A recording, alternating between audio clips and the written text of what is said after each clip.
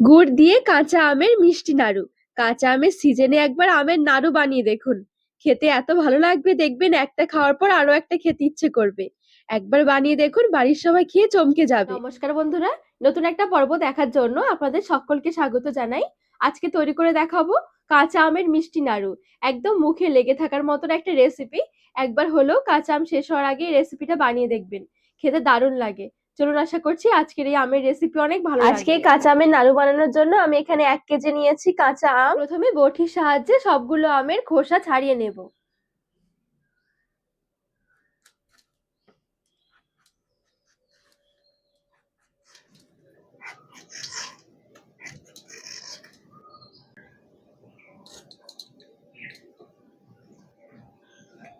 এখানে আমি সবগুলো আমের খোসা ছাড়িয়ে নিয়েছি। এবারে নিয়েছি এদিকে একটা গ্রেটারের সাহায্যে আমগুলো একটু গ্রেট করে নেব।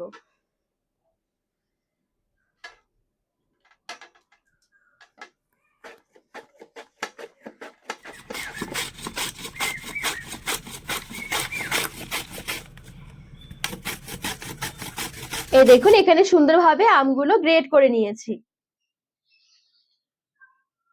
এবারে এখানে সামান্য পরিমাণে একটু লবণ দিয়ে আমটা মেখে নেব।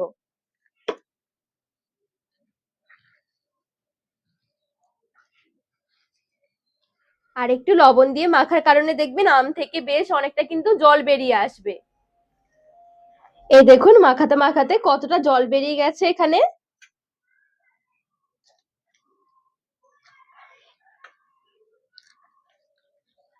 একটা রুমালের মধ্যে নিয়ে নিচ্ছি। এই যে এক্সট্রা জলটুকু রয়েছে, এটা চেপে চেপে বের করে নেব। আজকে যেহেতু মিষ্টি নাড়ু তৈরি করছি কাঁচা আম দিয়ে, সেই জন্যই জলটা কিন্তু অবশ্যই করে একটু ফেলে দেবেন, তা না হলে কিন্তু এটা বেশি টক লাগবে। আর এই জলটা ফেলে দিলে কি টক ভাবটা অনেকটাই কমে যাবে। তো এক্সট্রা জলটা এভাবে করে চেপে চেপে একটু বের করে নিয়েছি। যে কড়াইয়ের মধ্যে নাড়ুটা তৈরি করব, এই কড়াইয়ের মধ্যে এবারে নিয়ে নিচ্ছি।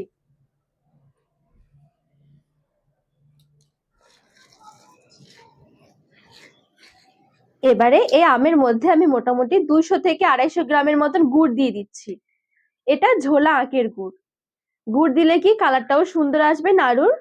চাইলে চিনিও দিতে পারেন। এবারে গুড়টা ভালো করে আমের সাথে মেখে নেব। আর তাছাড়া গুড় দেওয়ার আগে আমটা একটু দেখে নেবেন। যদি আমটা বেশি অতিরিক্ত টক হয়, সেক্ষেত্রে কিন্তু গুড়টা আরেকটু বাড়িয়েও দিতে পারেন।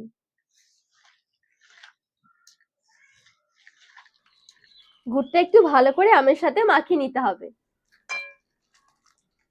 এখানে দেখবেন মাখাতে মাখাতে গুড়টা কিন্তু একদম গলে জল হয়ে যাবে। এই দেখুন, এই জলে কিন্তু আমটা সেদ্ধ করতে হবে। এখানে আর এক্সট্রা করে আম সেদ্ধ করার জন্য জল দিতে হবে না। আর ঠিক এরকম একটু গুড়ের মধ্যে মাখিয়ে নেওয়ার কারণেও কিন্তু দেখবেন এইগুলো একদম গলে, যেরকম আমরা আমের চাটনি করতে গেলে যেরকম হয়, আমটা কিন্তু একদম গলে যায়। তবে এরকম গুড় দিয়ে মাখিয়ে রাখলে কিন্তু এগুলোর গলে যাবে না। দেখবেন নাড়ুগুলো খুব সুন্দর তৈরি হবে। এবারে গ্যাস ধরিয়ে কড়াইটা ধরে বসিয়ে দিচ্ছি। এবারে ঢাকা দিয়ে দিয়ে একটু পাক দিয়ে নেব মিডিয়াম আঁচে। ফ্লেভারটা এমনিতেও ভালো আসবে, তারপরেও আমি 2টো এলাচ দিয়ে দিচ্ছি।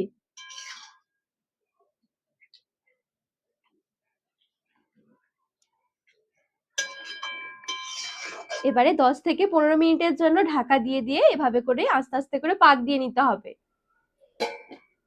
ঢাকা দিয়ে রেখেছিলাম মোটামুটি 7-8 মিনিট হয়ে গেছে। এবারে একটু নাড়াচাড়া করে নেব।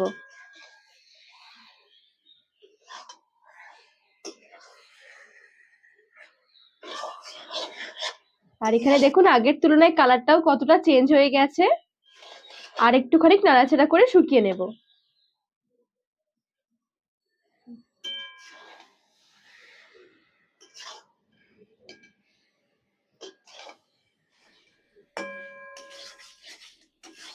আর এখানে দেখুন নাড়াচাড়া করতে করতে আগের তুলনায় কালারটাও কি দারুণ দেখাচ্ছে।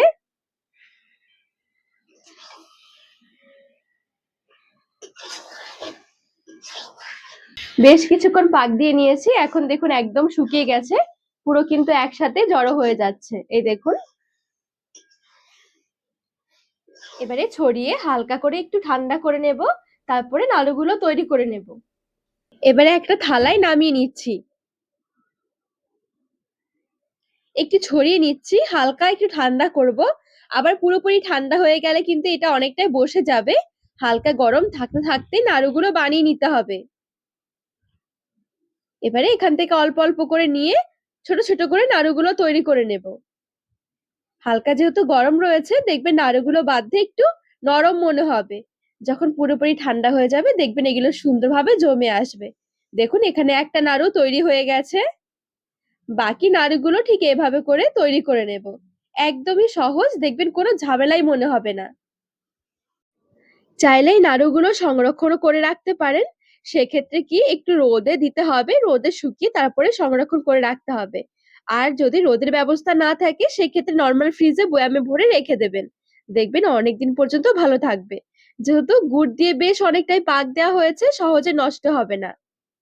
তো বন্ধুরা, আজকে এই নাড়ুর রেসিপি আপনাদের কেমন লেগেছে অবশ্যই কমেন্ট করে জানাবেন।